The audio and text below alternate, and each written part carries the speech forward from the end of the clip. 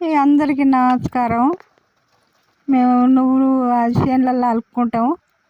అలుక్కొని చేనులలో మొలిచినాక కాత కాసినాక అవి తెచ్చుకొని ఎండబెట్టుకుంటాం. ఎండబెట్టుకొని కొట్టుకొని పండుగ వస్తుంది అనగానే ఎండబెట్టుకొని మళ్ళీ కొట్టుకొని తెచ్చుకొని అందులో ఉసుక ఉంటుంది కదా. మాకు అప్పుడు చేనులలో కోసుకొచ్చింది ఉసుక ఉంటుందని గాలిచ్చుకొని గిన్నె 2 గిన్నెలు, చిన్న గిన్నె ఒకటి, పెద్ద గిన్నె ఒకటి, పెద్ద గిన్నెలో చిన్న గిన్నె వేసి మంచిగా గాలిచ్చుకొని ఎండబెట్టుకొని ఇక మంచిగా పట్టుకొని పలారం చేసుకుంటాం.